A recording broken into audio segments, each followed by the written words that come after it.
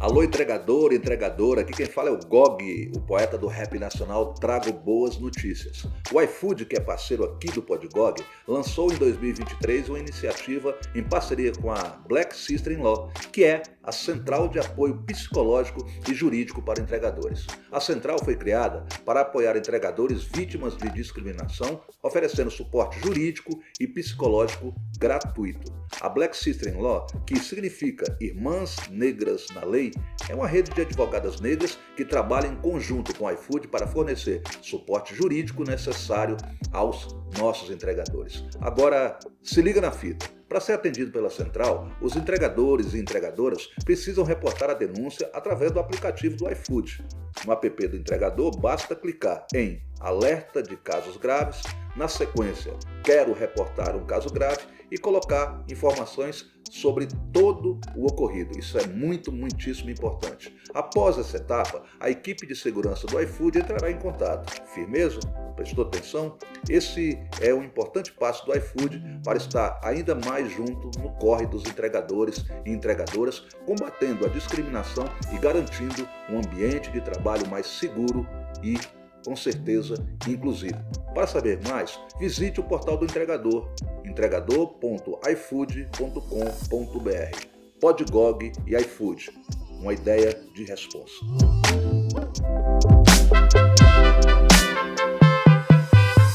Salve time, Gog na voz, satisfação total estar aqui, mais uma edição do Podgog. Já quero contar para vocês das nossas redes sociais, @Podgog, espalha na rua, espalha na quebrada, onde você quiser, né? O território todo é nosso. Juntamente com minha parceira Jaqueline Fernandes. Salve, Jaque. Salve, salve. Tá certo, time. Olha só, hoje é um dia super especial aqui no Podgog. A gente recebe uma pessoa pela qual a gente tem muito carinho, respeito, não só como ser humano, mas também por uma arte que tomou conta do Brasil, certo?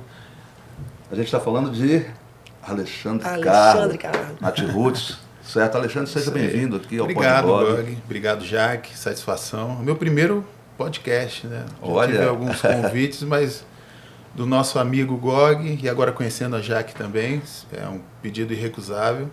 Sou mais na minha, né?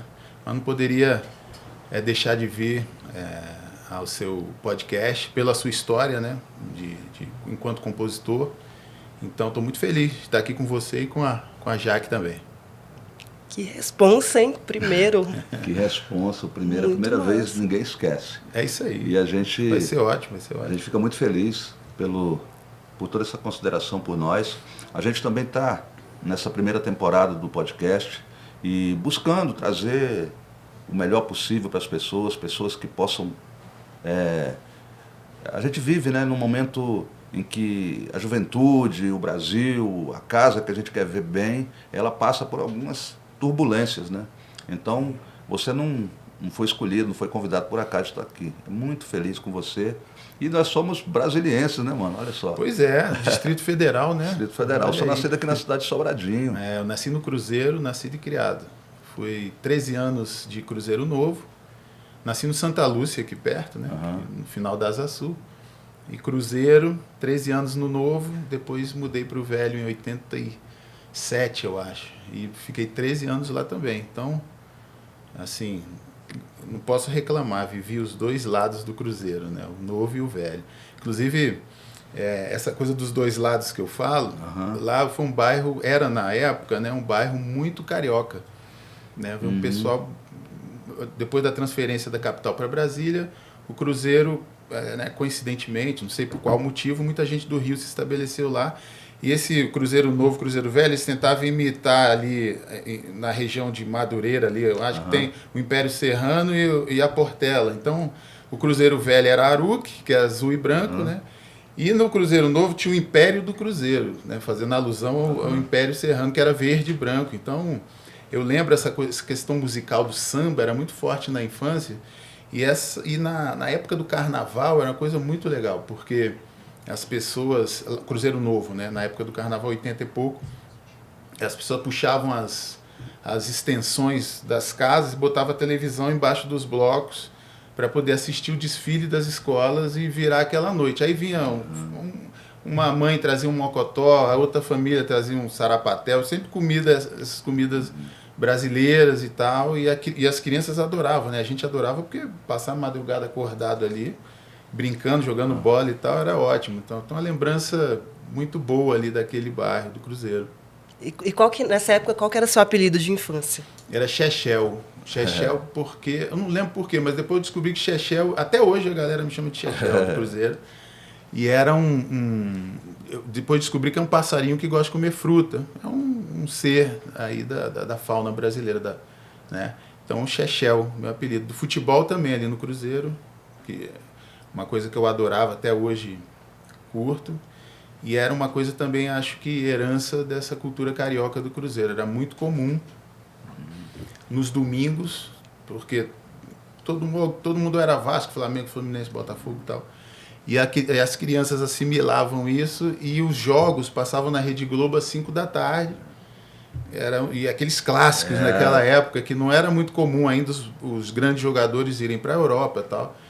E aí era uma comoção. Eu domingo acordava domingo assim, eu lembro do meu pai flamenguista, era uma coisa.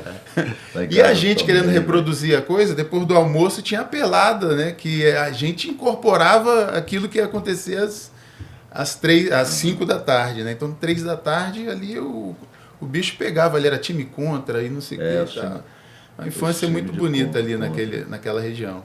E era assim, nesse domingo, 5 da tarde, direto do Maracanã, aí rolava, pá, né? Isso. E é louco naquela época que você via, né? Aquelas pessoas, a maioria assim, eu via muita gente preta, né? E com os radinhos, né? Era uma fita muito povo, né, mano? Era uma fita muito povo. Sim. E isso também já vinha pra rua, porque tinha muito torneio, né? Valendo Coca-Cola, refrigerante, pá, os golzinhos. Então, futebol. Naquele tempo tinha campinho de terra também, né, irmão? Quer dizer, os campinhos de terra. Muito. Hoje viraram estacionamentos, né? Porque acabou que. Mas ali entre os prédios do Cruzeiro havia um estacionamento e havia um gramado sempre. Que era como se fosse um parque para as crianças brincarem e tal. E ali era o campo. E tinha o nome dos campos, era Copo d'Água, Pingo d'Água. Aí tinha a Quadra dos Cariocas, que era 1205, e morria de medo de ir lá, porque era como jogar no La Bombonera, né? E eles também, quando viam, né? Devia ser uma coisa... E qual que era o sonho do Chechel nessa época? O que você sonhava? Jogador mesmo. Ser jogador. Zico, né? Zico no auge ali, grande ídolo. E só que o cara que eu me espelhava, até porque eu tinha uma conexão de visual com ele, era o Adílio, né? Ser negro, número 8, e jogava muito e fazia tabela com um grande ídolo meu também, que era o Zico. Então, o Adílio... Tanto que, quando eu ia jogar bola, eu sempre joguei bola direitinho. Aí o nego queria, às vezes, me dar 10, eu falei, não sou 10, eu sou 8, porque é o caso do Adílio. Neguinho Adílio sou fã dele até hoje. E uma curiosidade, né, que depois veio à tona na família, é que uma parte foi para Brasília e a outra ficou no Rio. A um determinado momento ali nos anos 80, essa outra parte veio também para Brasília. E aí minha tia Vera, né, contou que o tio Anésio, que era carioca, também veio para Brasília. Que o tio Anésio, ele era meu tio-avô, irmão da minha avó. Ele treinou a categoria de base do Flamengo, olha que loucura. Olha. E nessa categoria de base estava o Adílio e o Tita, entre outros, né, mas os que fizeram parte daquele time histórico, o seu Anésio, né, meu tio-avô, irmão da minha avó, que era o treinador da categoria de base ali, né, e tal. Então, o nosso amor pelo Flamengo, aí pronto, né? Eu colava lá no tio Zito, que era o apelido dele, para saber das histórias, né? Pegar as informações privilegiadas sobre como era o ambiente, Maracanã e tudo mais. Pô, que bom. Mano, o Cruzeiro, para mim, ele já... Eu convivi mais no Cruzeiro Velho, né? No Cruzeiro Velho. E aí já era o tempo da Fonte, né? Da Kremlin. Fonte do Bom Paladar. A Kremlin. Ali estava efervescendo o movimento hip hop no DF. Então você vê que é muito louco, né? Eu passei pelo futebol também, todo mundo que não quis ser jogador. Papai fez assim lá em casa. Ele era flamenguista, minha mãe era vascaína, meu irmão Fluminense e eu Botafogo. Olha onde ele jogou, sem título, então, negão. Era uma democracia. Era uma democracia.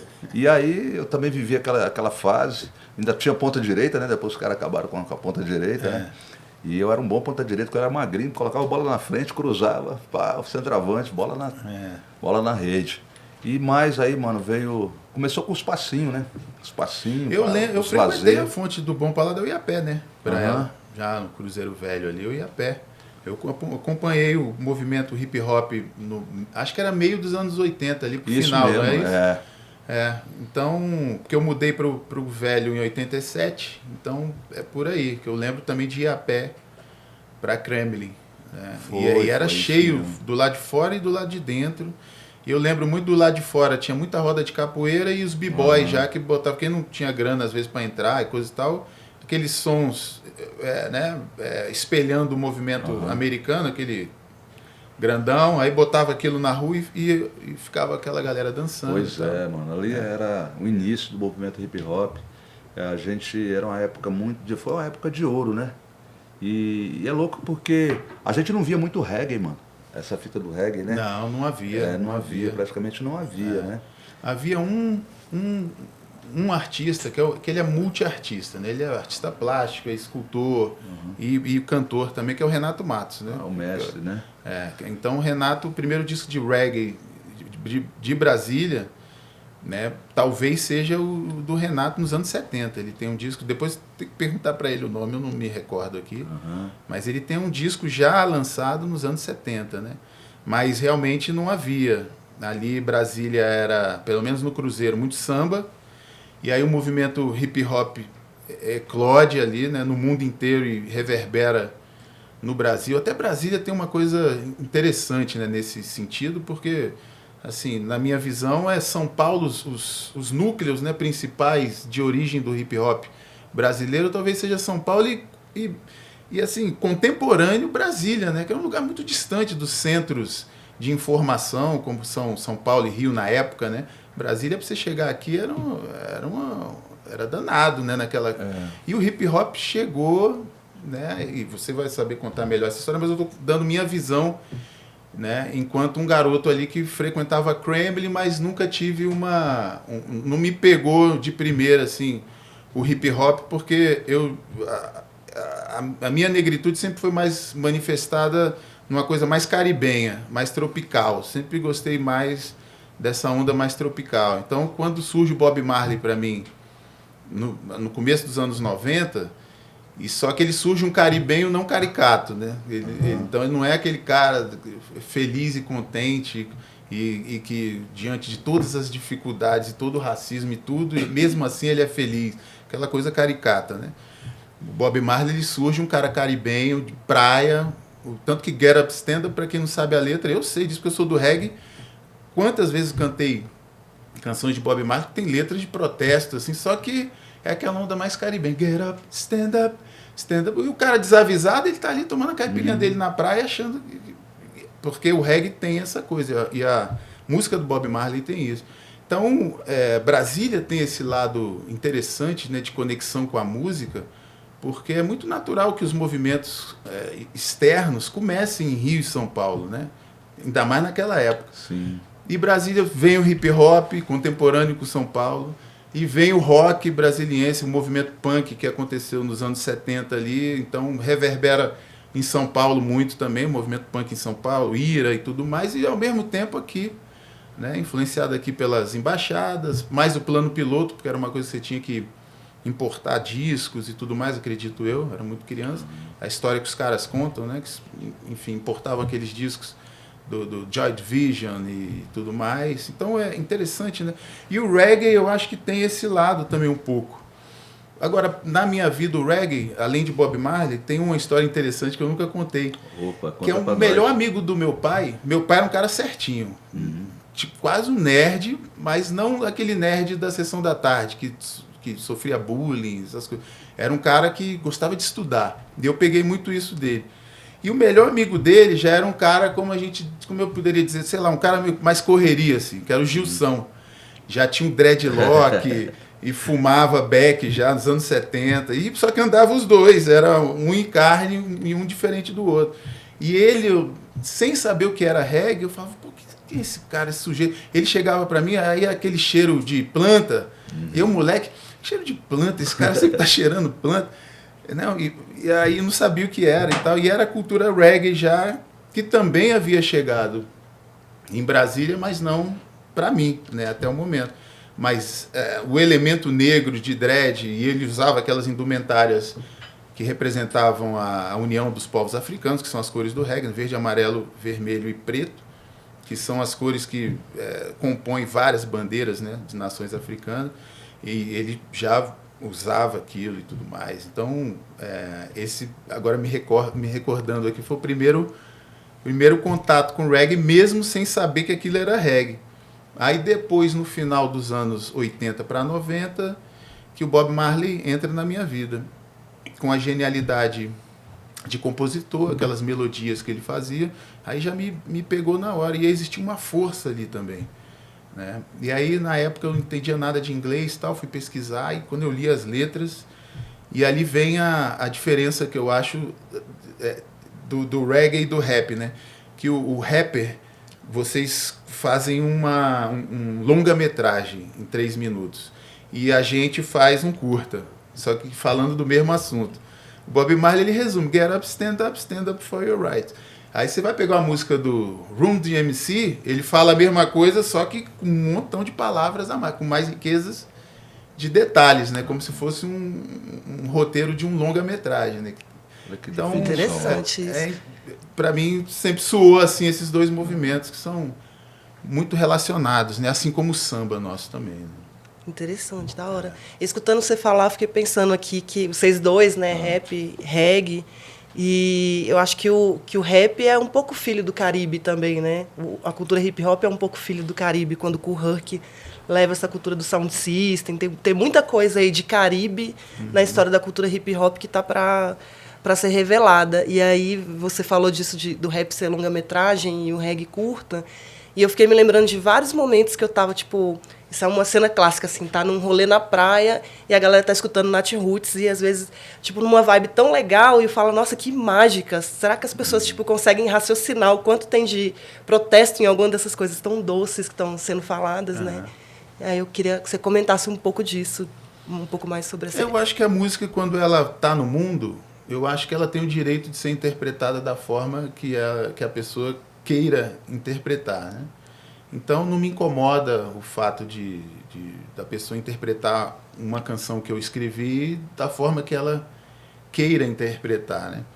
A mais notória, assim, dentro da minha história é Liberdade para Dentro da Cabeça. Que na época que eu fiz Liberdade para Dentro da Cabeça, eu já tinha fumado maconha. Eu nunca fui um maconheiro pra caramba, assim, né? E eu falo, assim... a palavra maconheiro com a maior naturalidade, sem nenhum medo de estar sendo pejorativo, porque para mim eu tenho a consciência plena de que é um hábito africano, né? É um hábito muito legítimo e africano. Vamos dizer que é o recreativo africano. Como a gente tem o vinho, que é a droga recreativa europeia. E né, a interpretação no Brasil que os dois caminhos tomaram, a gente sabe, né? Porque que você tomar vinho, aí você vai para um lugar maravilhoso e toma um vinho, que é maravilhoso, que deveria ser também com essa cultura da cannabis, né, que vem crescendo e vem sendo desmistificada, né, muito. Então, voltando à liberdade, né, que eu fiz, a liberdade para dentro da cabeça, eu estou falando de libertar a sua cabeça de preconceitos, né, trazer a liberdade para dentro, e não vociferá-la de dentro para fora somente, que é importante também. Mas a liberdade para dentro da cabeça é aquilo de trazer a liberdade também para dentro da cabeça. Quais são os seus preconceitos? O que você tem que estudar sobre você mesmo para primeiro melhorar você e depois, né, quer dizer, exigir ou pedir, né, ou sugerir, né, melhor dizendo, uma mudança do próximo. Então a liberdade é isso. Aí virou o hino da galera, dos maconheiros, né? Eu adoro. É uma turma muito tranquila, muito legal, não faz mal nenhum, em sua grande maioria, né, pro mundo em geral. Você acha que a gente está caminhando para um passo assim de legalização, da descriminalização, pelo menos, em relação à questão dos remédios, ao uso medicinal? Não sei, recreativo também, se quiser falar sobre recreativo, mas eu queria te ouvir um pouco disso. O Brasil, ele é bastante atrasado. Talvez seja dos países mais relevantes, né, do mundo, tanto culturalmente quanto economicamente. O Brasil é um deles, né, principalmente culturalmente. E nos esportes também, você vê que a gente é protagonista em vários setores do esporte. Pelé, aí tem a moda, tem a Gisele, aí você vai para a Fórmula 1, tem o Senna, sempre ali, né, enfim. Só que aqui dentro a gente é muito atrasado. O CBD já no Chile, você vai na farmácia e compra o CBD. Na Argentina, praticamente a mesma coisa. Portugal, a Europa inteira, entendeu? Estados Unidos, ali, a maioria dos estados, né? Que cada estado tem sua lei. E aqui no Brasil é bastante atrasado nesse sentido, mas está caminhando bem. E eu acho que a informação é a chave de tudo, como sempre.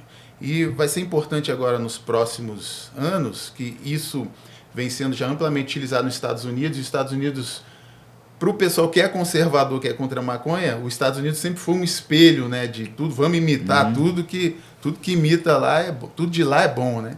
Então acho que por esse motivo a cabeça dos conservadores vai mudar um pouquinho, porque está sendo amplamente utilizado de forma medicinal. E a diferença qual é? Assim, eu não vou me aprofundar, não vou ser leviano aqui, porque eu não sou um profissional da saúde, tá? Mas, assim, superficialmente, pelo que eu entendo, pelo que já me disse um profissional, o medicinal, você tem um acompanhamento médico, né? Então, você vai fazer uma consulta, você vai contar um pouco da sua história, né? Do porquê que você está procurando aquela medicação, e esse profissional de saúde, ele vai te indicar um tratamento adequado, a dosagem adequada, certo? Então, tem essa diferença. O recreativo é recreativo. Você compra em algum lugar esse produto e fuma em doses que você mesmo vai definir ali, né? Então, essa é a diferença e esse tabu. Tem estudos amplos, né, sobre os benefícios do CBD para doenças graves, né, inclusive em crianças, né? Crianças que sofrem de problemas neurológicos, principalmente, né? Eu tenho relatos de amigos meus, né? Porque o Luiz Maurício, que é meu grande parceiro, meu grande irmão baixista do Nat Roots, ele tem uma parceria, está divulgando um óleo, né? E está dentro desse contexto de lutar por essa causa. E ele me falou que o filho da irmã do nosso saxofonista tinha um filhinho, acho que é menino, que ele tinha alguns problemas neurológicos, até de não conseguia falar. Começou o tratamento, aí um período de tempo começou já a vociferar, já começou a balbuciar, né, alguma coisa, já vê que esse tratamento já começou a revolucionar. E isso ele tomando vários remédios da medicina, da alopatia, né? Eu não sei o nome alopatia técnico, não resolvia, né? E às vezes até resolvia, mas aí agredia uma outra parte, ou o estômago, ou não sei o quê. E o CBD, né, a maconha, o óleo de maconha, ele é quase homeopático, acredito, é natural, né, é um óleo de uma planta.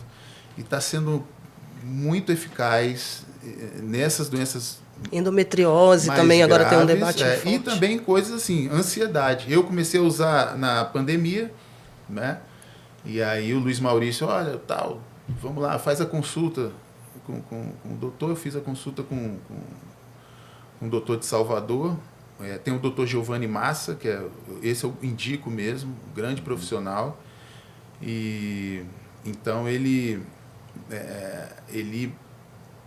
fiz a consulta, e aí ele me prescreveu contra a ansiedade 3 gotas de manhã e 3 gotas à noite, né?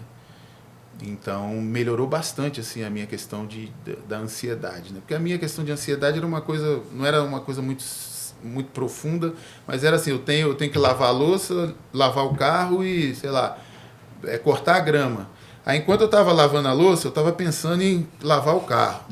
Aí eu largava a louça no meio e ia lavar o carro. Aí quando eu estava lavando o carro, aí eu estava pensando em cortar a grama. Aí eu largava o carro. E o óleo, ele fez o quê?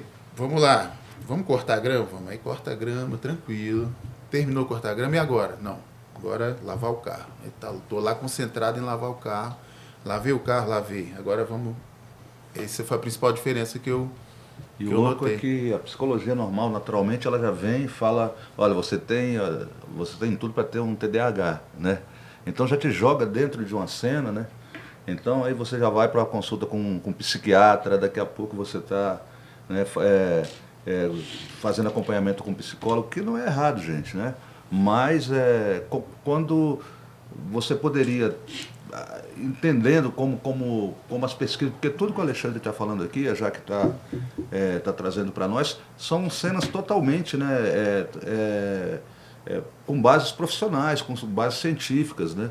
E o que dói muito é porque o uso recreativo, né? Pô, a gente fala em recreativo, é uma palavra bonita, né? Mas, na realidade, tudo que proíbe que esse uso recreativo também possa avançar, não só o uso medicinal, ele causa, por outro lado, a gente sabe esse Brasil que está aí. Então, essa discussão tem que avançar. O uso medicamentoso, o Supremo Tribunal Federal já está votando, né? Isso vem avançando. Mas a gente precisa. E o Brasil tem um grande problema, né? Quando a política e a religião estão junto, né, mano? Essa base muito voltada para o papel sagrado, as coisas complicam muito para o Brasil. Então a gente tem que avançar, temos que avançar nisso. É muito bom saber que você, esse depoimento franco seu aqui, eu acho que tem, né, você trazendo isso para nós é uma grande contribuição, a gente agradece demais. Eu só gostaria de completar, desculpe, Gog, porque na visão do reggae, por que o Bob Marley fala de maconha? Porque o reggae ele é muito ligado com a africanidade ancestral, que tem sua base ali na região onde é a Etiópia. Porque também a distribuição ali dos países africanos na época do Egito era outra. Ali é uma distribuição europeia, né? Eles foram invadindo e foram ali... A África foi toda, né, rearranjada, vamos dizer assim. Mas era aquela região. E... O recreativo, que hoje chama de recreativo, por que o Bob Marley fumava? Porque ancestralmente é comprovado na medicina ancestral, no boca a boca, né, da mãe preta, da avó preta que passou para a mãe, o chá, o fumar, e isso era cura para muitas doenças, muitas, uma pá de doenças. E aí você acaba que a demonização da maconha acaba que é creditada a maconha. O cara assalta ali, aí tá vendo? Fumou maconha, foi assaltar. Não, ele assaltou porque ele quis fazer a fita dele. Ele não assaltou porque ele fumou maconha.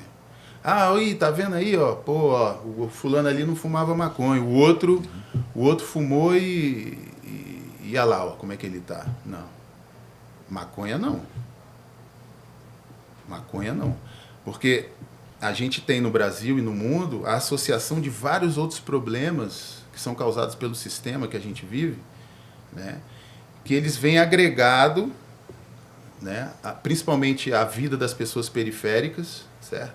E aí quando essa pessoa periférica usa a maconha, o sistema, ele esquece todo esse estrago que ele fez na vida da pessoa e é muito fácil falar, não, foi a maconha.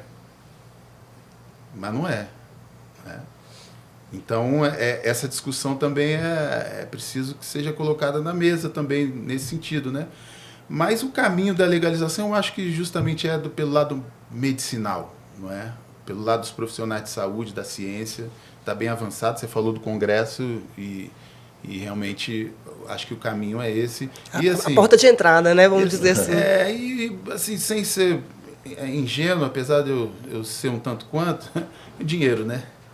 São bilhões de dólares hoje que são criados pela cannabis, né? Porque é uma cultura muito fácil de crescer. Lá nos Estados Unidos, que é um país temperado, de clima temperado, ela também não tem grandes dificuldades de acontecer. É uma erva que a praga tem poucas, ou talvez quase nenhuma, né, que ataca. Então é barato, é fácil, precisa de pouca água, não precisa de uma terra super... né, preparada. Então, em regiões tropicais, aí tanto que já cantava Bezerra da Silva, né? Meu vizinho jogou uma semente no meu quintal, é bem isso. E tanto de econômica... repente brotou um tremendo matagal, é bem por aí. Alexandre, queria agora a gente falar um pouco mais de música, né? Falar um pouco mais de Nath Roots, da sua trajetória, sua caminhada na música. Antes, você é uma pessoa que representa Brasília, no Brasil todo, no mundo todo. E aí eu queria fazer uma brincadeirinha que é as coisas que a gente escuta sendo brasiliense e caminhando pelo mundo, né? Sim. As pessoas acham que a gente encontra com o presidente na esquina. Perguntam se tem esquina, se tem gente preta aqui. E aí eu queria te perguntar qual dessas coisas você mais escuta, se você escuta alguma dessas. E o clássico, né? Se você já pensou em prestar concurso, se alguém já te perguntou isso. Concurso? Já, né? Quando, assim, porque, primeiro, responder de trás para frente. A questão do concurso já é muito presente aqui em Brasília, né? É uma cidade administrativa, é uma capital. Os pilares, assim, acho que de qualquer país, cultura, economia, né? E política. Então a gente tem Salvador e o Rio, Recife ali, vamos botar as capitais culturais, né? Ali São Paulo, né? Nossa capital financeira, econômica, e aqui é um pilar da política. Então é muito natural e não é nada pejorativo que aqui o funcionalismo público seja muito forte aqui, porque a capital do Estado brasileiro está aqui, né? Quer dizer, então, eles não tem problema nenhum quanto a isso e seria muito digno, né? Se tivesse feito um concurso e passado e tal. Tenho vários amigos que fizeram e tal. Então, essa é a primeira pergunta. A do presidente é muito engraçado. É realmente presidente ou os políticos, né? E tal.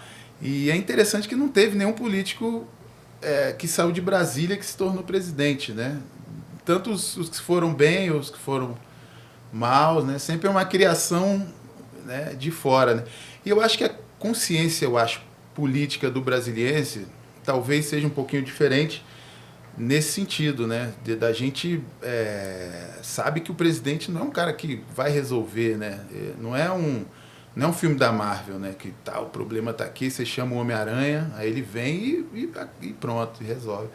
A gente acha que tem um pouquinho mais de consciência nesse sentido. Falo para a galera, olha, a eleição, talvez uma das mais importantes, é a de vereador de vocês. Porque é aquele cara que ainda não é nada e você está colocando ele na vida pública, na política. Eu nunca vi ninguém sair do nada e virar presidente, né? Ou ele é um líder sindical, ele tem uma história política, como foi o Lula, né? E coisa e tal. Então, quando você vota no vereador, você está dando uma chave para esse cara daqui a 20 anos fazer uma coisa ou muito boa lá na frente ou muito ruim. Né? Então, talvez Brasília a gente tenha um pouquinho mais de ciência dessa coisa por morar perto, né? As coisas aqui são faladas, isso é falado na rua. A primeira pergunta foi sobre... Acho que tu respondeu, que era se alguma dessas você ouvia, e você falar do presidente, né? Mas no Brasil, ou sim. Fora do Brasil, Brasília é uma referência de organizar. Brasília é plano piloto, que as pessoas não têm contato com a periferia de Brasília. Os gringos, né? As pessoas vêm, ficam aqui no setor hoteleiro tal, e vê aqui essa arquitetura. Né? Do Niemeyer, pessoas notórias vêm aqui para ver. O David Bowie visitava várias vezes aqui para conhecer as linhas de Niemeyer e tudo mais. Então tem esse lado lá fora, né? De ser uma capital de arquitetura singular. Né? Porque você vai em Salvador, é arquitetura colonial, né? Ali o Rio, o que é história, o Pelourinho, é portuguesa, né? Aquela coisa. Por mais que o Niemeyer e tal, tem uma coisa de Le Corbusier, uma coisa francesa e tal, mas as linhas dele, ele se inspirou muito com o que ele via, que o céu, né? A vegetação, o cerrado, coisa e tal, essas coisas meio amplas, né? É um vão, né? Tudo é aquele vão grande, né? Tal. Então, a arquitetura é muito conhecida lá fora. Musicalmente, você perguntou de música, tem a gente... É claro que nos ambientes, como não somos artistas que celebramos a música só através do entretenimento, que aí talvez você tenha até uma popularidade maior, porque é mais gostoso, né? Você assistir um clipe, o cara num iate e com as meninas, ou a menina com os meninos e tomando alguma coisa e tal, sem preocupação com nada. É um sonho, né, de todo mundo de viver esse momento. Claro que vai ter mais vinhos, essa coisa, do que um clipe do Gog falando das mazelas que tem que ser resolvido, uma coisa, quer dizer. Então, como a gente está dentro desse âmbito cultural, né, a gente reverbera a cultura através da música, e não só entretenimento também, mas não só. A gente é reconhecido lá fora, mas pode não ser popularmente, mas o Nat Roots é muito respeitado em vários países. Para quem gosta de música, quando vem algum artista notório assim de fora e vai tocar assim aqui em Brasília, e a galera da música, da cultura, da arte, a galera que está ligada, fulano tá vindo aí. Você perguntar para alguém que desavisado, quem? Não sei e tal. mas essas pessoas conhecem. É mais ou menos assim que acontece. E a gente tem também o Hamilton, né? Que é muito respeitado lá fora também, que é daqui de Brasília, né? O Hamilton, eu fiz música com o Hamilton, aí ligava para o Hamilton para saber de alguma cena e falou, Gog, eu tô na Índia. Ele é assim, é. Ele e o frango. O frango, Então, viajam 3 pessoas ali, viajam o mundo todo. Então, é muito louco. O Hamilton é uma referência nossa. E aí, me vem uma coisa muito importante de Brasília, que é a escola de música, que eu acho que a gente tem que frisar muito, né? Porque a escola de música, ela fez com que Brasília seja um grande celeiro, né, de músicas. Então, a gente tem essa grande referência. Nos nossos 2 estilos, no rap e no reggae, né, a gente precisou, para chegar nesse ponto hoje de falar que somos profissionais da música, tudo, a gente teve que ir para o divã, né, porque, principalmente no rap, eu sei que o reggae passou por isso, mas eu falo assim, no rap, a gente passou por muita discriminação. As pessoas falavam que a gente não era nem música, né? O reggae, não sei se já nasceu como música, mas o rap era tudo menos música. Quando eu fui tirar minha carteirinha da OAB, eu tive que cantar uma música popular brasileira, não podia cantar rap. O DJ, até pouco tempo, não tinha uma ordem dos músicos do Brasil, ele não era considerado um profissional da música. Então é muito difícil, né? Quando você vê que o Estado constituído não te reconhece, mas a gente deu a volta por cima.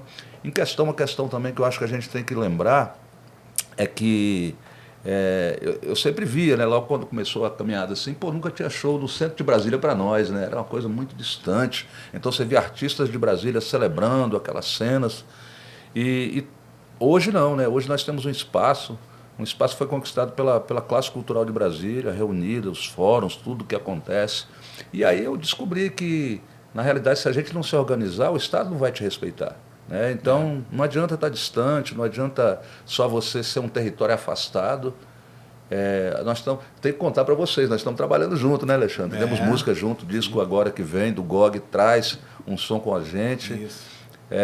E assim, o Alexandre foi um parceirão em abrir as portas Zero Neutro do estúdio dele para que a gente possa trabalhar. Isso eu acho que é uma fase legal, né, da gente se aproximar, não só como parceiro, mas como estilo musical, como mundo musical, né? Isso eu acho que a gente traz acho que essa coisa que as pessoas falam politicamente muito de Brasília, a gente dá essa volta toda para falar que a música de Brasília tem toda essa referência também de estar junta, né? Sim, e para mim o mais importante que acontece de 15 anos para cá é esse entendimento que a periferia de Brasília é muito talentosa, né? E é esse espaço que é dado hoje, que é dado porque foi conquistado, importante dizer, né? Eu acho muito interessante isso. E também, que eu estou achando interessante, na minha geração, a música que ditava o comportamento da juventude era o rock and roll. E era uma coisa... eu sempre gostei de rock. E as bandas, aquelas bandas dos anos 70, Led Zeppelin, Jimi Hendrix, e até, acho que era chamado New Wave, os movimentos londrinos, sempre gostei das músicas de Londres. The Cure, vai lá. The Cure, meu irmão era fã de The Cure, aí Faith No More, essas coisas, tudo era através do Rafael e tal. Mas eu ia nas festas, né? Aqui no Plano Piloto, porque o Cruzeiro é quase uma Tijuca, né? Ali, você passou o túnel, você está na Zona Norte, para a galera entender mais. Então o Cruzeiro é um bairro que é do lado do nosso túnel, seria o Parque da Cidade, você atravessava e ia ali. E meu pai e minha mãe sempre tiveram uma condição tranquila. Felizmente, não sofria, né, as mazelas que a gente costuma ouvir, né, da população negra, né, mas, infelizmente, eu ainda tenho que dizer que fui uma exceção, né, na minha geração. Então, e por isso eu estudei em escola particular e tal, eu tive muito contato com essa bolha branca, vamos dizer assim, porque eu era o único aluno do Objetivo em 1990, eu com 16 anos entrei no Objetivo em 1989, fazer o primeiro ano do colegial. Eu era o único negro, não na minha sala, assim. Aí eu nem lembro, eu vou contar 4 pessoas negras, assim, que estudando naquele universo de alunos inteiros, né, ali. Então, para mim, assim, foi interessante também eu conviver dentro daquela bolha e ver o que a gente chamou de progressistas e conservadores, né? Para mim, eu não tenho, desde sempre, caiu essa coisa, esse muro que existe das pessoas pretas periféricas com as brancas e das brancas com as pessoas pretas periféricas, porque eu convivi lá dentro, né? E eu vi que o Brasil é um outro Brasil lá dentro, mas ao mesmo tempo não é essa coisa tão sul dos Estados Unidos, como algumas pessoas entendem, não é? Notoriamente, nesses últimos anos de eleição, onde foi muito acirrada essa coisa de extrema-direita com outras coisas, você vê que muitos brancos, né, pessoas brancas, se agregando, né, à luta das pessoas pretas, das pessoas periféricas, dos indígenas e tudo mais. Isso eu via acontecer mesmo enquanto adolescente, ainda não tinha essa consciência política, éramos adolescentes, mas a minha sala eu não lembro de ter um problema assim de eu ser o único negro e as pessoas ficarem, aquelas crianças, né, de 16 anos, ficarem me olhando, fazia amigos e tal, e sempre, interessante, um dado interessante, sempre o cara que tinha um pouquinho e aprendia isso em casa, eu acho, porque também os professores, nunca passei por nenhum constrangimento, os bedel, chamava de bedel o objetivo lá, não lembro de um constrangimento assim, de o cara me barrar, tá entrando todo mundo, a você não, por que não? Não lembro, mas eu lembro de ter sempre aquele garoto que, e geralmente homens, né? Sempre aquele homem que vinha, você está jogando uma bola, ele vinha com aquelas coisas que desestabilizam a maioria dos pretos, né? Por exemplo, macaco, não sei o quê, sempre era o babaca da turma. Eu não conheço nenhum branco, gente boa, que fomente esse tipo de sentimento. É minha história que eu estou contando aqui para você. É só a minha história. Nós somos 200 milhões de habitantes e, obviamente, outras pessoas devem ter outras histórias, né? Mas é uma coisa para a gente refletir bastante sobre o Brasil, né? Porque a gente também se espelha muito na história americana, de como se constituiu a sociedade americana e tudo mais. Aí tem o bairro negro, aí tem o bairro judeu. Eu, a primeira vez que eu fui a Nova York, para mim é Brooklyn, né? Que você passa Brooklyn, a ponte. Para mim, eu passei a ponte, eu ia ver os caras jogando basquete e pá, né? Porque, porra, vamos lá no Brooklyn. Eu passei por Brooklyn, aí tudo assim bonito e tal. Eu falei, uai. Aí o cara, não, que é o bairro judeu, né? Quando você passa ali, aí é o bairro judeu. Aí lá dentro, no finalzão, que é o bairro negro, né, e tal. Então, ali, a constituição social deles foi diferente da nossa, né? Porque, culturalmente, a gente come arroz e feijão, não foi por causa não é a elite que direciona a cultura brasileira. A gente come arroz e feijão por causa da maioria, porque a maioria começou a comer arroz e feijão. A feijoada, a gente come feijoada domingo, não foi na Casa Grande que surgiu isso, foi na maioria. Hoje quem é a maioria? A periferia, sempre foi e ainda é. Então, e na periferia que eu conheci no Cruzeiro também, ali, tinha no mesmo prédio, tinha uma família de judeus, que cabelão, a saia grande. E eu frequentava, lembro até o nome do brother, era Renato, nunca mais o vi. Era aquela família grande, aí tinha o senhor, eu não sei se esse senhor tinha esse problema de racismo, né? Não sei. Mas entre as crianças sempre foi uma coisa muito natural no Cruzeiro. E era a dona Tilde, vizinha da minha avó, eram duas famílias pretas. E aí eu brincava com o Zezé, que era meio indígena, da minha cor, aquele cabelo lisinho e tal. Então, o Brasil que eu vivi em Brasília, de periferia, que é o Cruzeiro, não é o Brasil que é fomentado por quem detém o poder financeiro, de bancar propaganda, de bancar fake news hoje em dia, de falar que a mamadeira de não sei o quê, e parará. E aí surgiu uma figura que fala que o quilombola pesa 7 arrobas, e aí a fake news vem e fala que não sei o quê, fala que não teve escravidão e tal. Isso é uma propaganda de elite, né? Aquela elite feia, né? Eu via relações interraciais de uma forma muito natural na minha adolescência no Cruzeiro, na Fonte do Bom Paladar, por exemplo. Eram as menininhas, tinha loira, tinha preta, tinha morena, e as pessoas ficavam ali e se relacionavam ali, davam o beijinho na loirinha, o pretinho namorava, enfim. Claro que o reconhecimento do racismo estrutural, né, que é o nosso grande problema e que vem também já do período colonial, dizem por aí que até a Revolução Haitiana tem a ver com isso, né, que os senhores de engenho ficaram muito preocupados, porque o Haiti, os negão, 1000 negões e 20 brancões, para a gente equalizar. Aí os negões falam, a gente é 1000, os caras são 20, vamos tomar o poder. E foi o que aconteceu. E isso reverberou ali em 1700 e pouco, né, foi a Revolução Haitiana, ele e colônia francesa, e ele já influenciado pela Revolução Francesa, né, aquelas ideias, coisa e tal, dizem. E aí eu acredito que esse racismo estrutural também venha daí, né, o racismo velado. Talvez o senhor de engenho tenha falado assim, malandramente, falou, meu irmão, se a gente for escroto igual os caras do sul dos Estados Unidos, porque lá a população negra em 1700 e tanto era 10%. Aqui você imagina quanto era a população preta aqui, aí unida com a indígena ainda por cima. Se esses caras se rebelarem aqui. Então, o racismo estrutural talvez seja o nosso grande desafio. E aí, o único ponto que eu acho que no Brasil, eu acho que no mundo, não sei. No Brasil, acho que no mundo é onde o preto, o branco, o pobre, o rico, enfim, todo mundo é igual, é naquela cabinezinha ali. Quando você vai apertar ali, que é o voto, né? Acho que se nós brasileiros, e principalmente os periféricos, entenderem o valor do voto, né? Fazendo até uma correlação boba aqui, você pega o PIB aí do Brasil, não sei quantos trilhões são, divide por 200 milhões, você vai saber o valor do teu voto, quanto é que é. E não é R$100, né?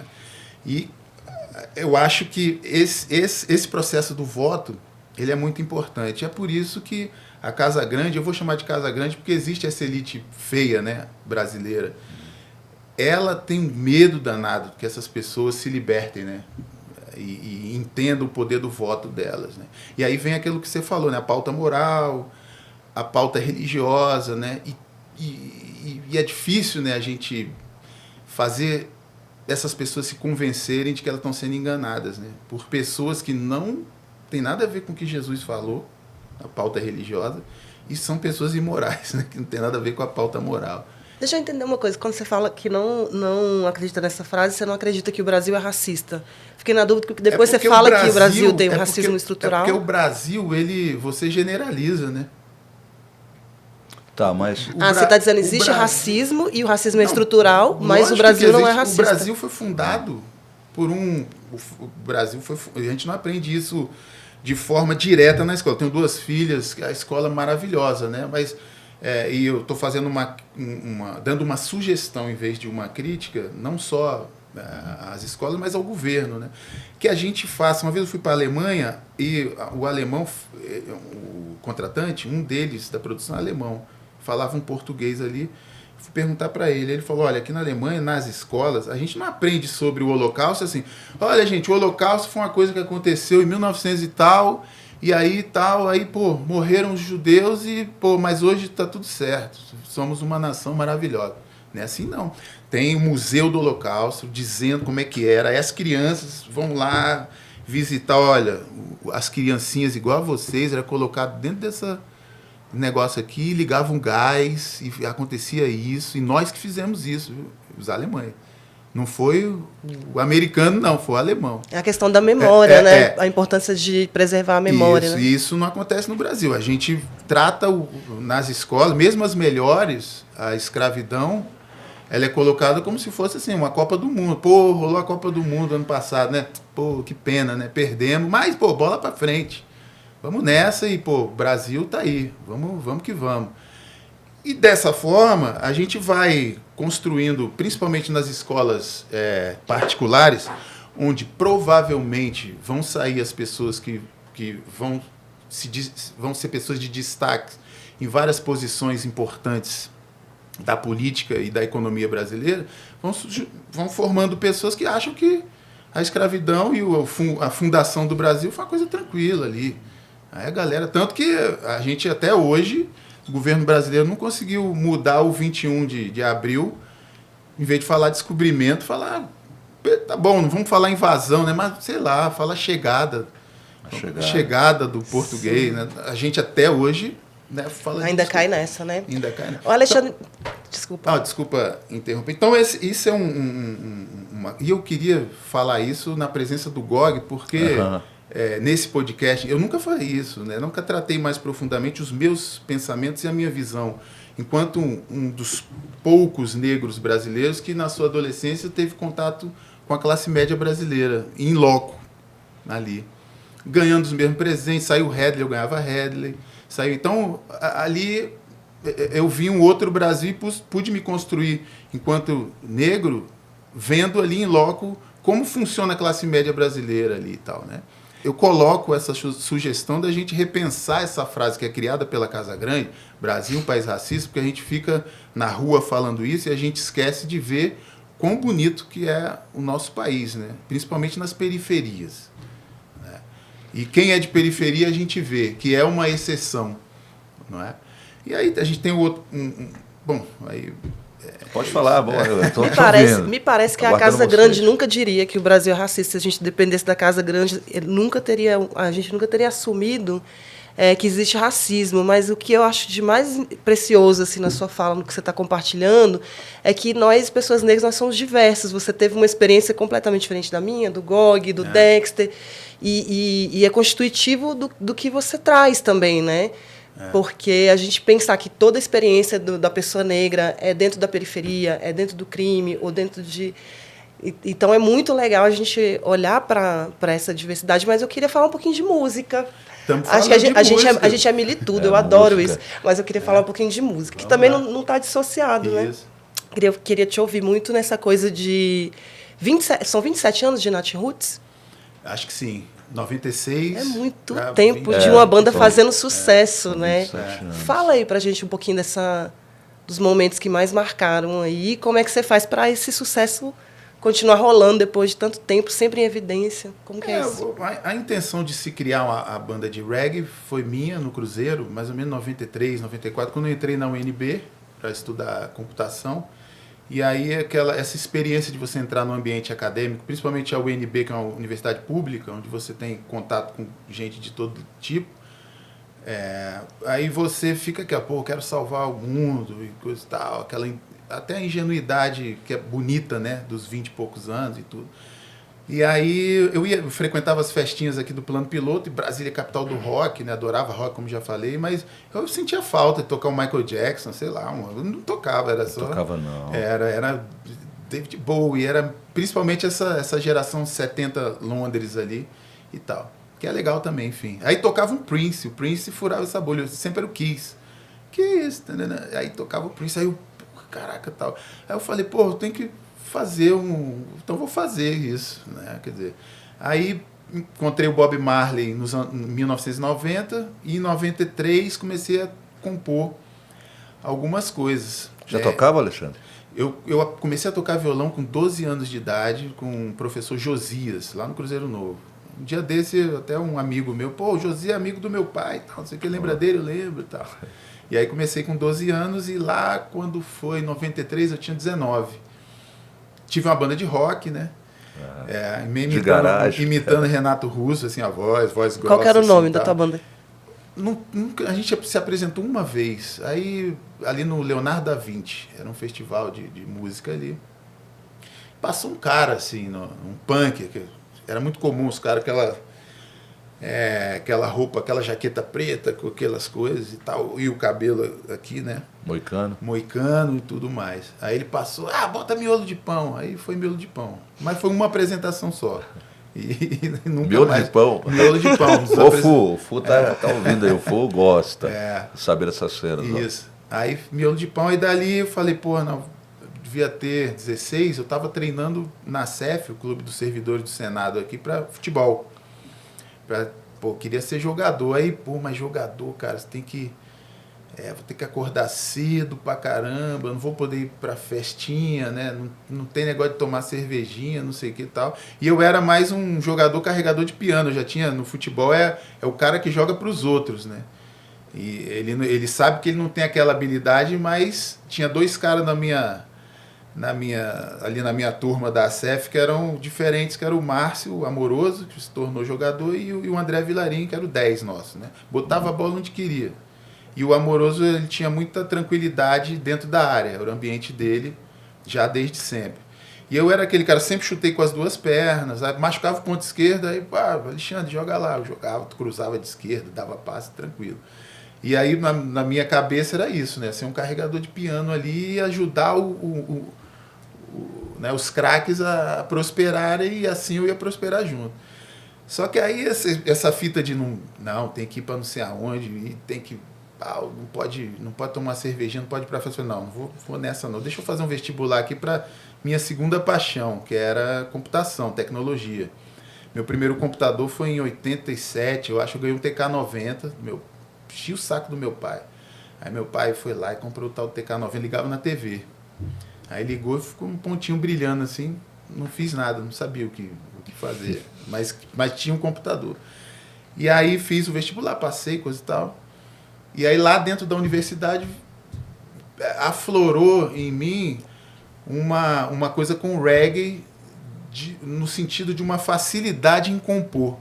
Eu me sinto à vontade em compor naquele ritmo. Né? Eu tentava compor em rock, mas o que o rock tinha para dizer era uma coisa muito urbana para mim. E a minha personalidade, para quem me conhece, mas eu sempre fui um cara tranquilo, assim, aí é muito comum, assim, você tá viajando comigo no ônibus, assim, eu tá olhando a paisagem, aí a conversa rolando aqui, eu nem... Aí, quando o reggae chegou com aquela coisa assim, eu falei, porra, comecei aí ver Liberdade, Beija-Flor, as músicas todas ali. Eram no letras já primeiro mais... disco. mas nasceram bem antes assim da ideia do disco, assim, ou foi uma construção já? Nasceram junto com a minha intenção de ter uma banda de reggae, né? Aos moldes do Bob Marley Wailers, né? E com vocais femininos, já essa coisa de ter essa questão feminina junto ali e tal, né? E aí aconteceu de fazer essas canções de 93 para frente, né? O pessoal da UNB lembra eu tocando nas coisas. E a minha ingenuidade em relação ao mainstream, a gente foi num encontro de estudantes em Canela, lá no Rio Grande do Sul, na computação, Aí, à noite, fomos jantar e tinha o cara tocando violão. Aí a galera assim, pô, vai lá tocar, que eu tocava de tudo, né? De Jorge Ben, tudo, repertório gigante. Aí, pô, o cara que toca, não sei o que, tal. Aí eu fui lá, toquei. Aí, tô lá tocando os clássicos, né? Jorge Ben, não sei o que, Djavan. Aí, e tal. Aí a galera, uma hora, toca Beija-Flor aí, pô. Nem existia Nativos aí. Toca Beija-Flor, nem o nome Nativos existia. Toca Beija-Flor, toca Beija-Flor. Não vou tocar não, meu irmão. Ninguém conhece. Não, toca Beija-Flor, cara. Aí, tá bom, vou tocar Beija-Flor. Aí tocava, aí tá lá, beija só, não sei o que, aí, refrão, primeiro, Beija-Flor, tarará. Aí tá, já tem 3, 4 aqui, assim, aí, e a menina, não sei o que, aí, Beija-Flor, aí já 20 pessoas cantando, aí, e não sei o que, do Sol de Brasília. No final, eu lembro disso muito claramente. Que eu quero transmitir. O bar inteiro, já tem umas 50 pessoas no bar. Beija-Flor, já sabia o refrão inteiro. E eu, na minha, assim, pra mim, simplesmente foi só legal. Não tinha assim, opa, caraca, eu vou ganhar dinheiro com essa parada. Vamos gravar um disco amanhã. Foi tempo pra gravar um disco. Joguei bola na UNB, aí conheci o Luiz Maurício no futebol.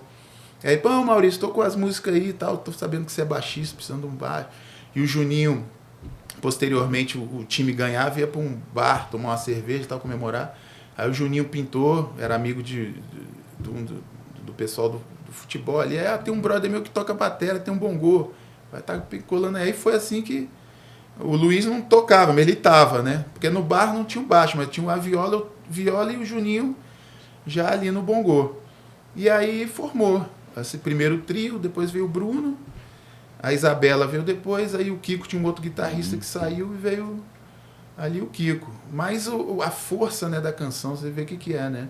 Eu não tinha nem a noção, mas N vezes, uma vez foi em Canela, outra vez em Fortaleza, com a mesma galera viajamos de férias, assim, era um grupo de amigos da faculdade, vamos todo mundo, as meninas fomos pra lá. E aí estamos lá na ponte, cara, esqueci o nome o Bar do Pirata, uma região que tem um negócio lá que tinha um bar também, música, eu vi a mesma história. Tinha até mais gente ali nesse bar. Aí tinha um cara tocando pra caramba ali e tal. Aí o cara queria descansar, ele achava ótimo, né? Que ia ter um cara que ia entrar ali pra tocar. Aí ele dava uma descansada e mesma coisa do Beija-Flor. No último refrão, o bar inteiro, né? Então foi assim. Assim, falei, né? É isso mesmo, né? Aí eu eu gravei a fita demo. Aí gravei a fita demo. Fita demo, mano. Nós estamos no tempo das demos. No Zen, né? No Zen também? No Zen, Pô, gravei no Zen também. As primeiras gravações foram no Zen ali. O Maurício tinha o Maurício Lavener, né? O Mauricinho era o guitarrista, né? Era um grande guitarrista. O Guiminha, né? o Guiminha, o Dan, né? O Dan que gravou. É uma história muito bonita, porque era domingo, essa gravação da primeira demo. Então eu saí de casa ali e tal, domingo, aí o Rádio Center aqui vazio, domingo tudo fechado, mas o estúdio estava ali esperando. Aí eu subi, coisa e tal. Aí cheguei, tinha ninguém, né? Aí eu cheguei, fui entrando, aí tinha um cara mexendo na mesa, assim. Garoto, né? Bem mais garoto que eu, já tinha 22 ali, e era o Daniel Félix, que até hoje grava os nossos trabalhos. Era ele ali com 19, 20 anos, talvez. Né? Então é uma história muito bacana também, né? Que esse profissional da engenharia de som, ele acompanha o Nat Roots até hoje, né? O Dan. E ele gravou a primeira fita demo ali. Então foi uma história que foi bem um coletivo, eu acho, o Nat Roots hoje. Porque acho que banda é aquela coisa que tem as pessoas essenciais. Aí, claro, acontece alguma coisa, um deles sai, beleza, vamos continuar. Mas assim, não sei, Rolling Stones, né? Pô, como é que faz sem o Keith Richards e o Mick, e até aquele outro que é meio de canta aqui, o guitarra, que eu não me recordo o nome dele. Isso é uma banda, né? U2, né? Aqueles 4 caras. Eu acho que o Nat Roots, depois dos primeiros 6 anos, quando... Aí saiu o Kiko, aí daqui a pouco saiu a Isabela e o Bruno, aí acabou virando um coletivo. O que é um coletivo? São pessoas que entram e dão sua contribuição, saem e assim vai. E desde 2005, mais ou menos, que é assim, né? Vai fazer mais ou menos uns... Aconteceu comigo também, da mesma forma. A primeira formação do meu grupo ali, GOG, Japão, Dino Black, Mano Mix, foram 10 anos, né? Aí depois veio a família, um time que eu peguei, juntei. E depois comecei, no caso do rap, né, muito autoral, né? E aí ficou, tudo era GOG, né? Facilitava essa visão porque era meu nome. Eu comecei só, chamei os parceiros, juntamos e fizemos. E aí depois veio essa fita, porque tudo estava carregando aquele nome, né? E virou um coletivo. Então, hoje tem o Victor Vitola, tem o DJ A, tem o Richame Oliveira, tem todo um time que agrega, mas é o GOG. Né? Agora, uma fita que acontecia comigo das escritas é porque eu nunca fui de guardar letra, mano. As minhas letras, elas foram escritas assim, né? Escrevi hoje, vou ensaiar e colocar num trabalho já. Sim. Saca? Eu não tive a fita da demo, mano. Uma das demos mais conhecidas do rap foi a do Câmbio Negro. Todo mundo tinha. Não sei se chegou para você a fitinha cassete do Câmbio Negro. Sim, claro. Não é? Todo mundo pegou, todo mundo sabia ouvir ali. E era, mais uma vez, Brasília se mostrando à frente, assim, né, nessa questão de inovação. Porque o Câmbio Negro, ele vem com a tendência que era dos anos 90, que era misturar rap com rock. Que era uma coisa muito nova. Sim, aquele AC/DC, quem ouviu a primeira vez falou, que parada é essa? O vocal do X também é uma coisa... Né, essa mistura, né? Foi icônico. A nossa também, o Nativos, né? Foi uma geração muito boa, né? Pois a cidade comportou tudo isso, né, mano? É louco que eram cenas que estavam acontecendo. Mas agora na fita da música... você entra na UNB, ingressa na UNB, você começa a cantar nesse tempo, né? Mas você não entra por uma política de ação afirmativa, né? Você entra ali pelo Universal, né? No sistema Universal. Pela oportunidade, O que você acha da importância? É importante quando vem um governo, né? A gente tem que falar que não é um programa partidário, mas vem o governo Lula e traz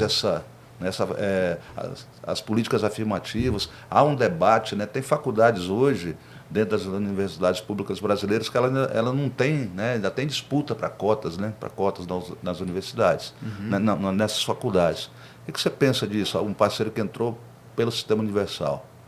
Não, eu acho muito importante o sistema de cotas, né? Tanto pela reparação histórica, que eu acho bonito, primeiramente, né? É um Brasil que assumindo a sua culpa de ter cometido uma das maiores atrocidades da história recente da humanidade, e esse país falando, olha, gente, não é por acaso que a gente chega num bairro rico e 99% das pessoas são brancas e nas periferias as pessoas são pretas. Não é por acaso, né? Quer dizer, é uma questão de ética, empatia, é uma questão assim que transcende até a questão política, de eu sou do partido A, B ou C, né? Esse entendimento é muito importante e a gente bate lá atrás do que a gente já conversou dessa classe média que como a gente trata o descobrimento do Brasil, como é que a gente trata a escravidão, né? Então, é um entendimento que a gente tem que repensar. Mas o sistema de cotas é muito importante. Eu tive a oportunidade de estudar numa escola bacana, mas principalmente de ter não ter insegurança alimentar, né? Não morar numa área de risco, onde se eu chegasse de madrugada eu poderia chegar tranquilo, né? E a área de risco a gente tem que entender que não é só do bandido, né?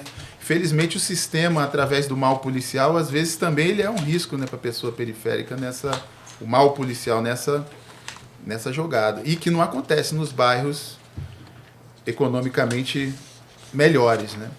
Essa ação desses mal policiais são bem menores, né? Ou quase inexistentes aqui no Lago Sul, ou para a galera de São Paulo entender, ou no Morumbi, né, e tal. E essas ações são menores, né, do que na periferia. E então, a questão da oportunidade que eu tive, eu me igualei simplesmente em relação a como eu cheguei para fazer o vestibular, as pessoas brancas que fizeram, que também quando eu fui entrei na sala da UNB, também eu era o único preto ali, né? Então é uma coisa bem natural que a cota, na minha visão, ela é feita para melhorar o país, né? Então é um sentimento, desculpa dizer isso, mas um pouco mesquinho, né? De você entender que R$200 que você vai dar para uma pessoa periférica ali para ela fazer uma feira e fazer as sopas durante alguns dias, você está mexendo com a economia do Brasil, sendo que a gente sabe, e eu sei porque eu vivi aqui dentro do plano piloto, que R$200 é uma conta tranquila que o nego paga aí de bar e de restaurante, né? Então, por isso, desculpe novamente, mas utilizar esse termo mesquinho, né? Né? A gente está falando de uma coisa muito séria, né? Então, tudo bem, não estou falando que é direita, você tem que ser de esquerda, né? Mas esse ponto, né, realmente... Está acima disso, né? E assim, essa coisa do entendimento, né, do Brasil, coisa do liberal, aí o estatal e não sei o que e tal. Eu também convivi com a coisa de muitos empresários. Quando você vive e estuda no Objetivo, você cresce num meio onde tem gente que é rica ali, está estudando ali com você, e hoje são empresários, né, coisa e tal. E eu não vejo nenhum desses empresários que são muito bem-sucedidos, né, empresas milionárias e até bilionárias, eles pegarem esse recurso, 1 bilhão, aí você pega 100 milhões só, você só vai ficar com 900 milhões, tá, para viver. Você já viu algum empresário pegar 100 milhões e investir na Ceilândia? Não tem. Então não existe esse papo de que a iniciativa privada é a solução do país porque vai gerar emprego e tal, porque é um emprego subserviente. É quase que uma extensão da escravidão, só que de carteira assinada. Porque você não está proporcionando oportunidade para aquela pessoa. Você está dando um salário mínimo para aquela pessoa e ela vai viver naquele salário mínimo para sempre. Vai voltar para o bairro dela em condições ruins de ônibus, de segurança, de estrutura no próprio bairro, né? Então esse papo que o Estado que não pode, que não sei o quê, isso é na Noruega, né? Que, a saúde está beleza. Você defende então o Estado mais forte? Essa é a política hoje do governo Lula, que está no seu terceiro mandato. Inclusive, assim, o que você acha de um terceiro mandato, de um governo, entre aspas, de esquerda, progressista?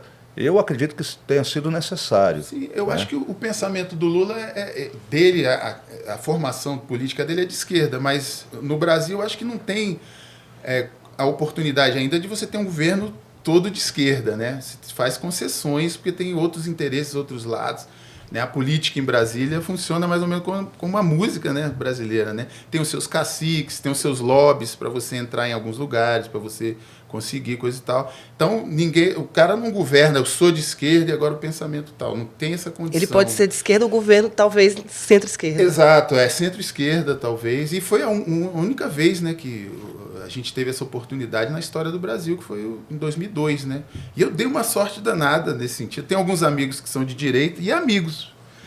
de direita que eles falam que o Brasil quebrou, aquele cara fala, quebrou para você, que, sei lá, seus investimentos lá, em vez de você ganhar 2% por mês, você estava ganhando meio, porque para mim, eu cheguei em São Paulo em 2002, a EMAI não quis renovar o nosso contrato, e a gente também não quis, porque era o mesmo contrato de antes, porque a gente tinha estourado e no quarto disco não foi aquela mesma explosão, coisa e tal.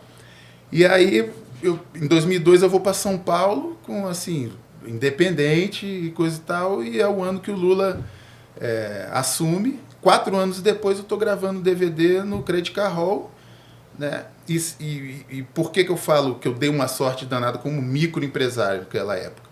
Porque eu não tinha dinheiro, a gente não tinha dinheiro para bancar nada. Só que a gente abria ali o site da Gol e a passagem para o Nordeste era R$150, naquelas promoções que tinha. Aí a gente comprava 20 passagens. E aí a gente ia para o Nordeste fazer a turnê. E aí a banda acontecia, o emprego gerava e a música te apresentava o nosso trabalho. Se fosse agora a passagem para o Nordeste R$1.000, ia ficar lá em São Paulo. Parece que vem as passagens de R$200 agora aí, né? Tá esse debate aí. Eu tinha me ferrado, hein? Talvez nem existiria o Nat Roots e muitas bandas. Muitas bandas. E muitas, falando de o bandas, direito à cidade é uma discussão hoje, né, atual, e passa por isso, né? Então, por exemplo, nós estamos aqui, o Podgog.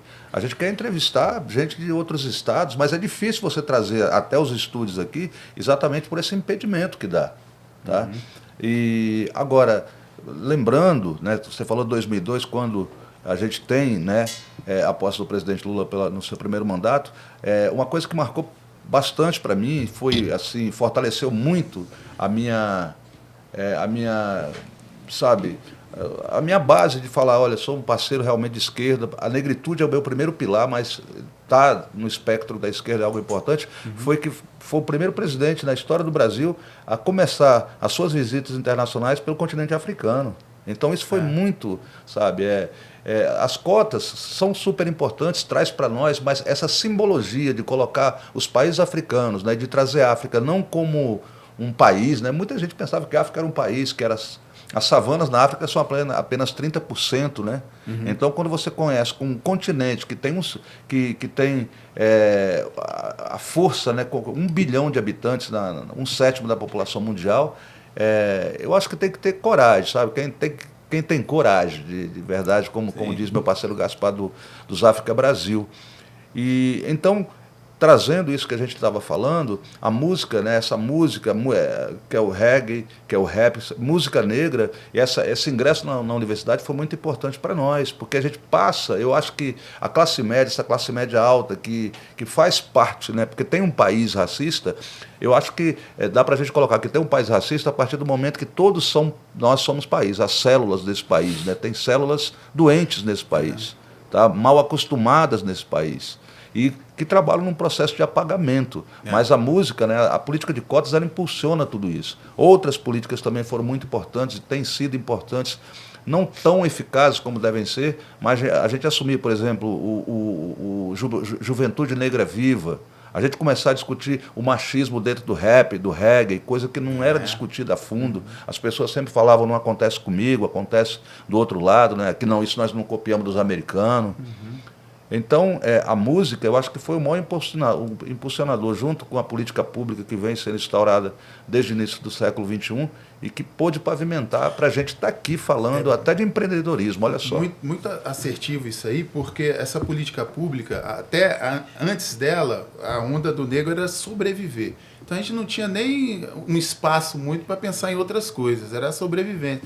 Esse lampejo, né, de alegria que foi esses governos do Lula, ele traz justamente isso. E o programa de cotas, né, ele traz isso, a gente repensar a negritude também, não só como o cara combativo, né, mas vai começar a aparecer figuras também, o cara que entende computador, o cara que é nerd, o cara que gosta de Frank. A onda dele não é ser um rapper, o linha de frente, é o gladiador. Mas no Wakanda tinha o gladiador que é lá o linha de frente, mas a arma dele quem fazia era a menina lá, a nerd. Boa. Que era da tecnologia, que talvez a personalidade dela nunca tenha sido de ser combativa. Talvez ela tenha sido seja uma personalidade diplomática. Que depois assumiu a linha de frente. E aí, lógico, que não tem nada a ver com covardia. Não é? Não tem nada a ver com covardia, mas as pessoas nos lugares certos. E essas figuras, né, através desses programas, não só de cotas, mas outros que foram importantes, vão poder começar a aparecer. Né? No governo Lula já tem muita gente boa, né, e com conhecimento técnico e científico protagonizando lugares importantes. Né? Então, esse é o caminho para o Brasil também mudar. Né? Quando a gente tem a diversidade nos lugares onde são importantes e onde acontecem as mudanças. Né? O plenário ainda, o Congresso, aliás, ainda é um desafio, né? Ainda é muito uma galera só. Né? Falta um pouquinho de preto ali, um pouquinho de indígena e tal, para a gente poder ter um equilíbrio de pensamento, um equilíbrio de identificação. Né? Eu falei aqui no começo, meu grande ídolo no futebol é o Zico, mas eu me identificava com o Adílio, por ele ser um preto. Né? Então, tem isso também, um parlamentar lá dentro, por mais que ele tenha lá a onda dele, as conexões, e a gente também não tem que botar assim como, o parlamentar preto, então tá tudo certo, ele vai ser honesto, ele vai ser não sei o quê. Né? Mas esse é uma segunda discussão. Primeiro, o Brasil tem que conseguir ser mais democrático nesse sentido. E então, eu acho que a gente deu uma sorte danada, né, de a extrema-direita não ter continuado, né, porque a extrema-direita é diferente da direita. A única vez que eu votei na direita foi no segundo mandato do Fernando Henrique. Né? Votei nele. E aí, em 2002 para cá, sempre Lula. E com Collor, eu já tinha 16 anos. Já foi Lula com Collor, eu não lembro. Eu tinha 16, 1990. Pô, tu tirou o título para votar no Collor? Não. Com 16 anos? Não. Eu falei que eu votei uma vez na direita. E assim, é aquilo, né? Eu conheço muitas pessoas que têm um pensamento mais de direita e que não são escrotas, né? Então, naquele tempo. A questão, desculpa a palavra aí, né? A questão, aliás, essa palavra escrota está no nosso cerne cerebral, né, muito pelos últimos anos, né, que a gente naturalizou muito o xingamento, a falta de educação, né? Até ali, né, quer dizer, e eu fiz isso agora, né? Não era uma coisa muito natural. Você num programa que vai para a internet, você mas a gente está em casa. Xingamento. Não, eu sei. A gente está em casa. Mas só foi importante eu falar isso porque o Brasil precisa sair dessa nuvem. Né? Eu vou aproveitar aqui essa pausa para a gente ir para esse momento. Explica aí, Gog. Então, um momento tranquilo em que a gente faz uma brincadeira com o meu chapéu. O chapéu é um símbolo que eu acabei adotando, ficou pro Gog, né? Uhum. Então eu falo para as pessoas, para os moleques assim, mano, só escreva as letras se tiver com chapéu, porque senão tá tudo na cuca, né? Uhum. E a gente traz aqui um quadro bem rapidinho para você falar sobre alguns temas aqui, discorrer sobre alguns temas que vão ser sorteados. Opa, tá aí. Vamos lá. São 10 papeizinhos, aí tu vai... Eu vou escolher? Tu vai escolher 3, você pode pegar um por vez. E aí você vai falar em 30 segundos alguma coisa sobre esse tema. Ó. Pega um aí. Então, esse aqui, ó. E aí pra nós. Espiritualidade. Eita. É a base do reggae, né? É a base do que o reggae prega, né? Espiritualidade para você ficar bem e enfrentar os problemas, né? Os desafios da vida terrena, né? Essa é a base africana da música reggae, né? Bob Marley e a cultura Rastafari, né? Sem a pejorativização que recebeu, né? Depois que ficou famosa, a base dela é essa, né? Tá ali no Egito, né? No Kemet, que o Egito é o nome grego, né? Então, Kemet. E aí é isso, espiritualidade, liberdade para dentro da cabeça, é a base da música do Nat Roots, né? Nossa, essa pergunta, ela caiu ontem também, ela caiu na última gravação também, mas providencial que era para você, porque tu respondeu assim, né? Já estava na ponta da língua. Vamos ver se eu dou sorte de novo. Tava na cabeça. Redes sociais, isso aí. Redes sociais, para mim, elas sempre existiu, né?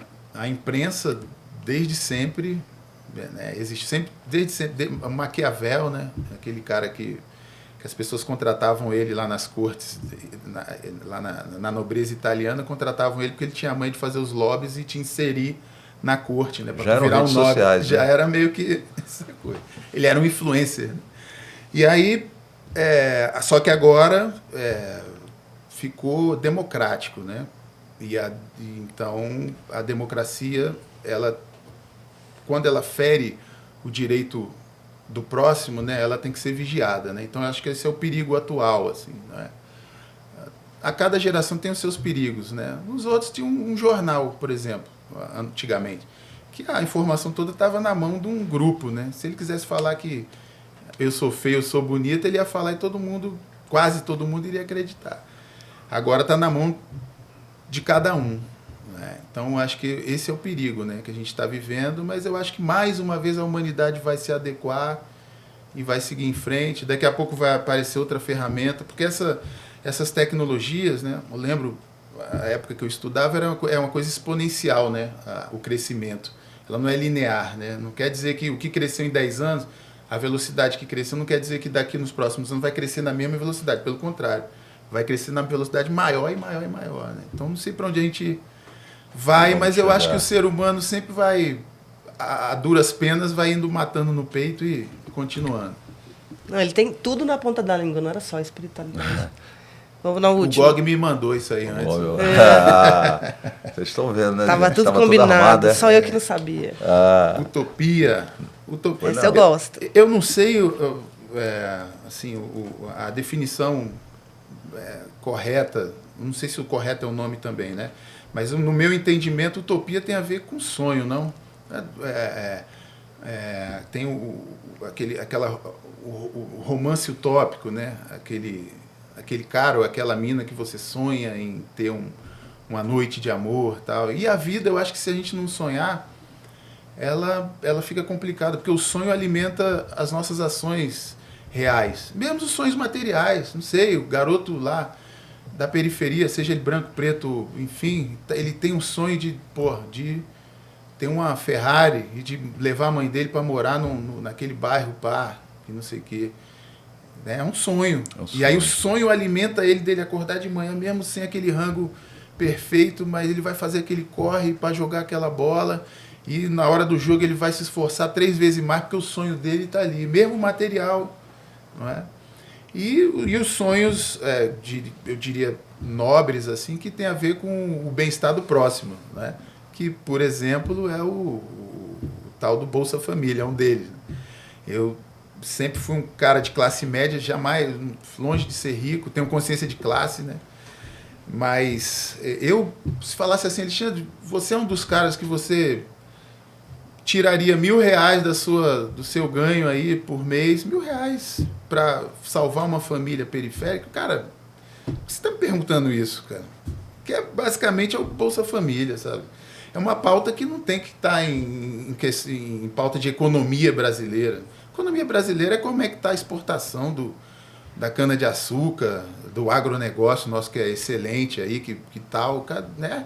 Que poderia ter sido melhor utilizado durante a pandemia, por exemplo, um plano do governo federal de comprar, não é pedir para o cara do agronegócio dar alimentos que ele gastou para fazer, comprar esse alimento e distribuir num preço ou até de graça, né, para a população, naquele período onde ninguém poderia trabalhar, todo mundo...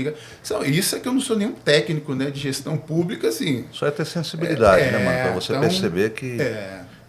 assim, enquadrar isso dentro de um teto de gastos, né? Não, só pode gastar até aqui, só pode alimentar até aqui, a partir daqui... Mas sabe o que acontece? Assim, é porque, como a disparidade econômica de classes é muito grande, quando você vê na televisão um cara assim que é contra, falando, por que gastou 3 bilhões de reais? Não sei. Cara, 3 bilhões de reais é a gente sentar num bar ali e comer um pastel e tomar uma Coca-Cola, o tamanho do Brasil, para você ajudar pessoas.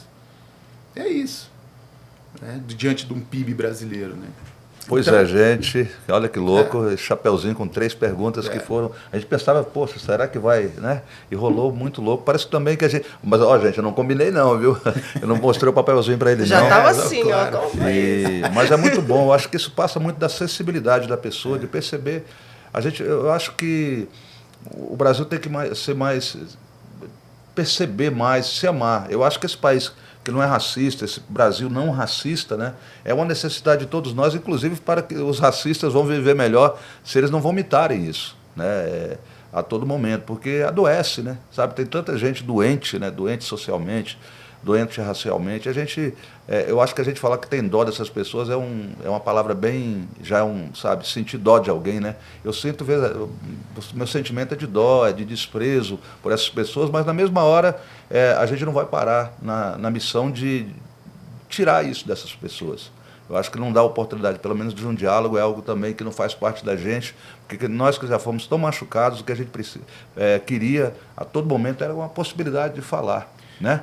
E o racismo, ele é uma construção, não é? Não é uma coisa que nasce inerente do ser humano. Crianças não nascem más. A nossa música fala disso. Crianças não nascem racistas.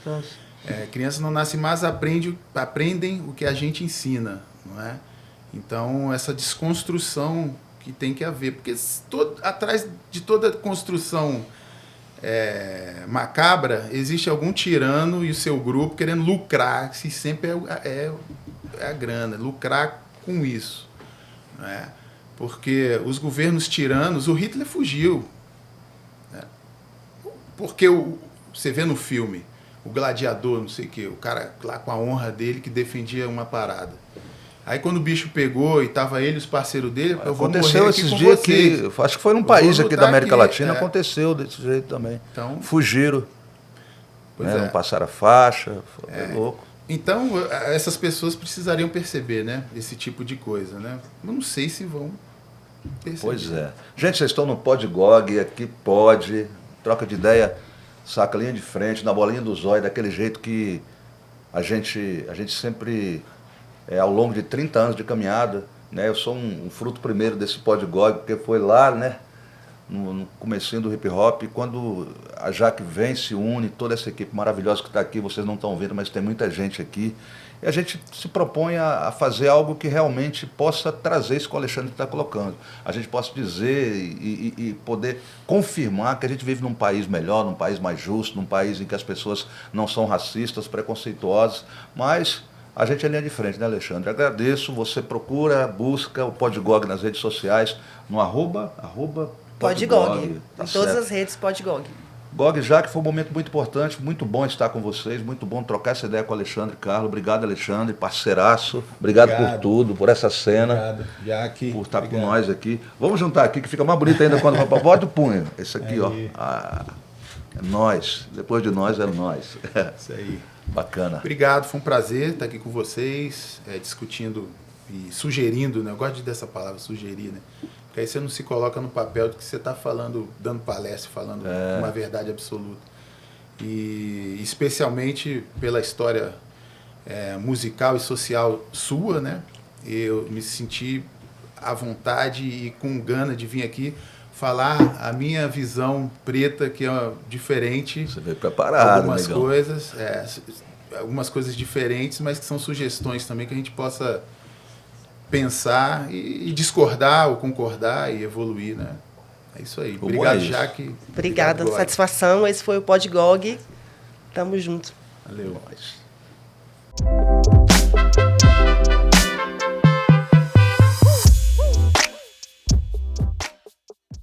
Alô, entregador, entregadora, aqui quem fala é o Gog, o poeta do rap nacional Trago Boas Notícias. O iFood, que é parceiro aqui do Podgog, lançou em 2023 uma iniciativa em parceria com a Black Sister-in-Law, que é a Central de Apoio Psicológico e Jurídico para Entregadores. A central foi criada para apoiar entregadores vítimas de discriminação, oferecendo suporte jurídico e psicológico gratuito. A Black Sister-in-Law, que significa Irmãs Negras na Lei, é uma rede de advogadas negras que trabalha em conjunto com o iFood para fornecer suporte jurídico necessário aos nossos entregadores. Agora, se liga na fita. Para ser atendido pela central, os entregadores e entregadoras precisam reportar a denúncia através do aplicativo do iFood. No app do entregador, basta clicar em Alerta de Casos Graves. Na sequência, quero reportar um caso grave e colocar informações sobre todo o ocorrido. Isso é muitíssimo importante. Após essa etapa, a equipe de segurança do iFood entrará em contato. Firmeza? Prestou atenção? Esse é um importante passo do iFood para estar ainda mais junto no corre dos entregadores e entregadoras, combatendo a discriminação e garantindo um ambiente de trabalho mais seguro e, com certeza, inclusivo. Para saber mais, visite o portal do entregador, entregador.ifood.com.br. Podgog e iFood, uma ideia de responsa.